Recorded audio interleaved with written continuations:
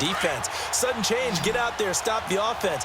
But you typically run out there a little bit unsettled. I think that's why he came right out throwing the football, hoping to catch him off balance. And he did. They'll run it now out of the gun.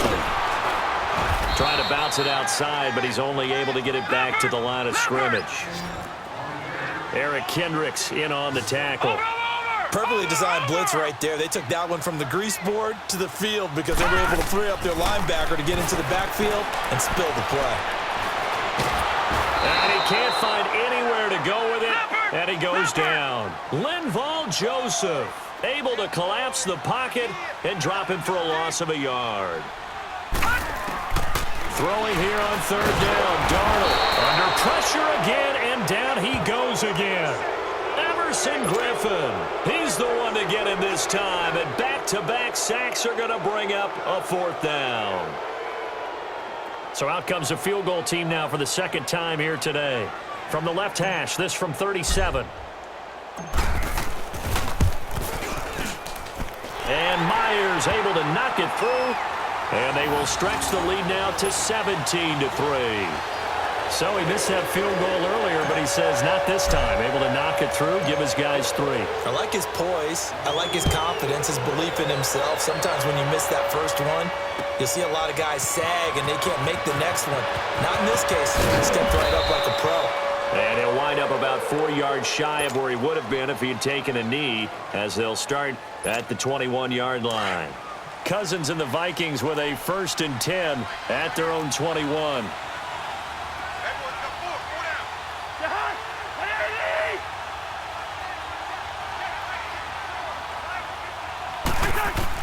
Trying to shake off the interception. He'll look to throw. He'll find Thielen, work in the middle. And he'll have it past midfield almost to the 40 before being taken down. A gain of 39 that time. And at this stage, down in the second half, looks like they just wanted to find a way to get it in the hands of their playmaker, and they did. I think you're exactly right. I don't think the coordinator's looking at his play sheet and trying to figure out which play will work well. He's trying to figure out how to get the ball to the playmaker that you just described. Looking down at that sheet, you find people plays, not necessarily X's and O's, and that's exactly what they did there. He's got it complete to Diggs, right side. And he's brought down, but not before he reaches the 8-yard line. Now here's a timeout defensively. Defensive timeout called by the Jets. It's just their first, so 2 remaining as they burn one here in this third quarter.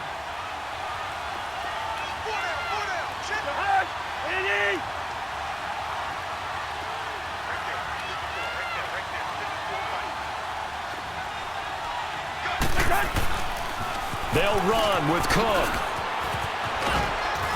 And he's going to ball his way down to about the 1-yard line.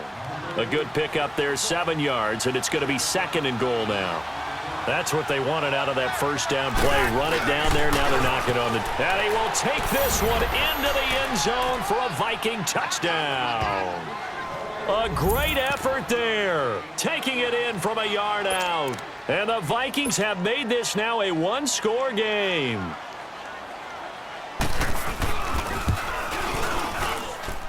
Bailey got the extra point, and that slices the lead down to 17-10. Bailey now to kick this one away.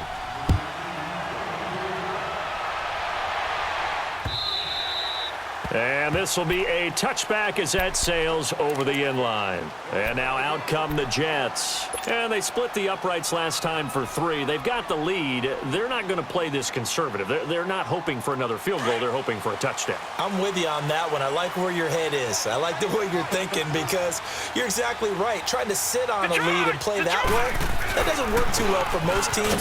Run your offense. Run what you do best. Exactly. Put it all the way down and try to increase your lead in a big way. And the best way to do it, touchdowns.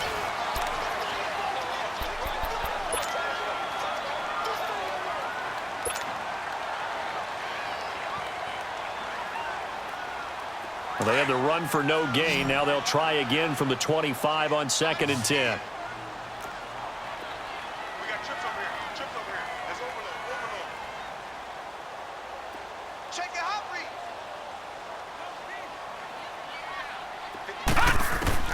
Here's Darnold now on 2nd down.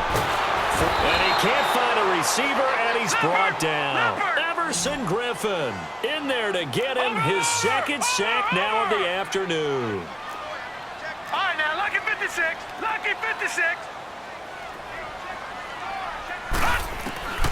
From the gun on third down, here's Darnold. Looking left side, it's complete. He's got it.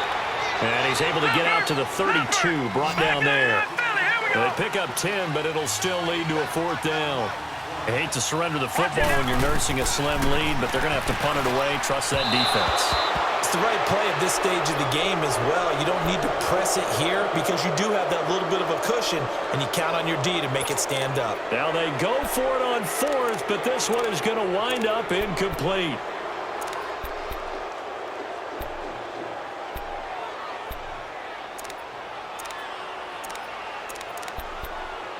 From the 32 now, here's 1st and 10. Now the Jets are going to burn another timeout. That's going to leave them with just one remaining here in this fourth quarter. All right, now here we go.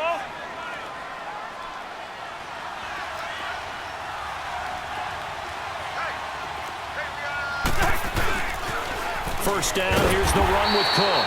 Now that play is blown up, losing yardage back at the 35. A loss of a full 3 yards, and now it's second down. A 3-yard loss to start the drive. They'll look to make that up and then some on 2nd and 13. Now a second down throw for Cousins. Flush to his right.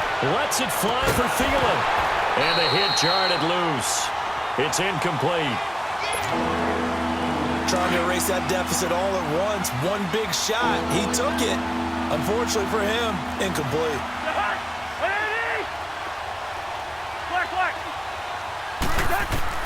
Third and long for Cousins. And he couldn't hang on to it through the contact. Incomplete.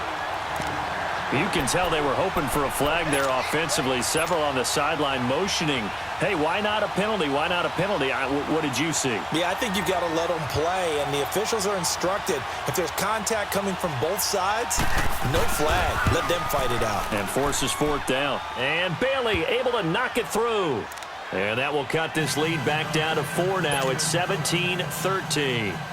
So an interesting call there to take the 3. I mean, I guess they're thinking that their hands were tied, but, you know, fourth quarter, that field goal might not help them that much in the end. Yeah, eventually they're going to need the touchdown. The thinking must have been they didn't feel confident about picking it up there, hoping maybe on defense they can get better field position, get a turnover, get a better play, and then they'll have a chance to attack the end zone. Here's the Jet offense now. They head out to take over. Right now clinging to a 1-score lead, Charles, and I think operating within that 4-minute offense with a little less than 4 minutes to go applies here, right? It certainly does, and that means the playbook is still wide open. But you are a little bit more careful about what you're calling. You want plays that are going to gain yardage, how would you say it, consistently, right? You don't need the big shots downfield, but make sure the clock continues to run. Pile up the first downs, and the goal, end the game with your quarterback kneeling down at the end, and you still have the lead. Here we go now. 3-19. 3-19. The shotgun snap for Darnold. Dancing to his left. And he'll avoid the tackle there with a slide. That's good for a Jet first down, a gain of 13. Well, there you go. Save your best scramble of the day for a big-time situation in the fourth quarter, picking up the first. You don't want to use it up early, right? You want to make sure you save it for that exact moment, that key time, and that's what he did, although you and I both know it wasn't planned that way. But what a nice job using his eyes, scanning the field, and realizing when it was time to exit the pocket and go. And he'll scratch out only about a yard up to the 32. Well, the objective there, I mean, yes, the positive gain, that's nice, but work some clock. Yeah, you're exactly right, but the problem for them is still within a possession, so they can't just sit on it running the ball. They'll have to find a way to throw it effectively as well. Time for a break. We'll come back, see what transpires after this. So 2nd and 9, and you'd have to figure just about all 11 probably crashing the line here. Leopard! And they'll try the air now with Darnold. That's complete over the middle to Anderson. And they'll get it up just short of the 45 at the 44. 12 yards there as they keep this drive rolling. It's another first down. And not totally home free yet, but it's looking good as they come up 1st and 10. Here we go now. 3-19. 3-19.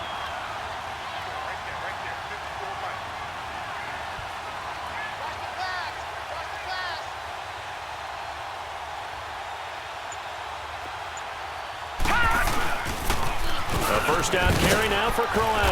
And he's going to bull his way forward to the 48. And now the Vikings are going to stop it here on defense with a timeout, as they'll talk things over prior to this upcoming second down play. On second down, here's Crowell. Looking to find a lane, but he can't. Reined in at the line of scrimmage. Another timeout called by the Vikings now, as they'll talk it over here before what will be an important third down. Over. Now it's Darnold. Oh, incomplete. Nearly the pick they needed. They would have loved one there, but at least it does get them to 4th down. I think he's taking an awful chance with the football right there. You've got to lead, you've got to protect it, and he's taking chances putting it out there in a little bit of jeopardy. Especially in a spot like this, 4th quarter, as you said, trying to cling to that advantage. Yeah, that one probably should have been picked, huh?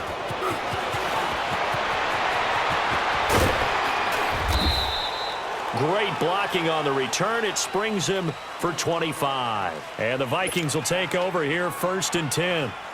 And now out comes Minnesota. They're down here in a one-score game. But the time, it's a factor, but it's not a huge factor right now, is it? It's really not, because this amount of time gives them a chance to run their offense, to go through play sequences.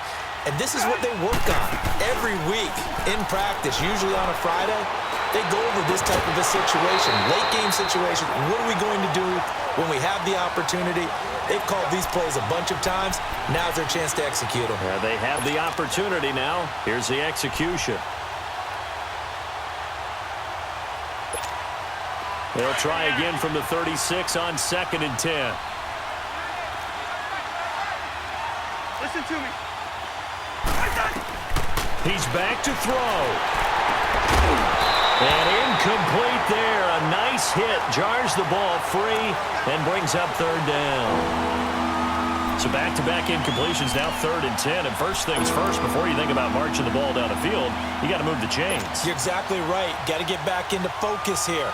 Get the first down. That's what's vital to them. Big play coming up. Here's 3rd and 10. I would expect to see some pressure here.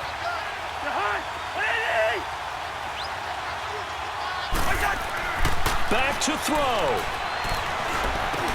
He finds Latavius Murray.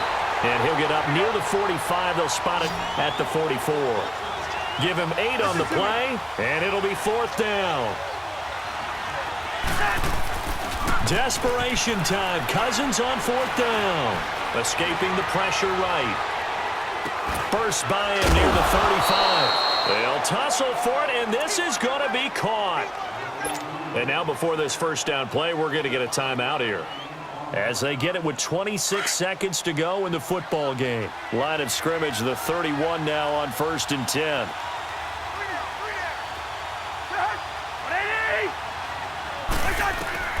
Back to throw. He's going to let it fly.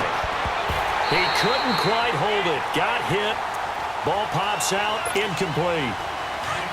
These are the spots, this stage of the game, where it pays to have speed on the perimeter, doesn't it? It certainly does, and in the second quarter, he may very well run by him, but in this situation, I know as a defender, I'm loosening up a couple of extra steps that allowed him to run with him stride for stride.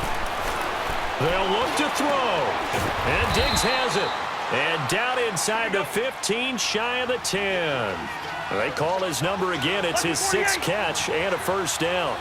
Now they've got to signal that field goal unit, and they have to sprint out there in a hurry. And this is always difficult on the snapper because his heart rate is way up there. He's got to calm himself enough to make an act. And he's taken down, trying to do a little too much, getting outside of the pocket, and it results in a sack.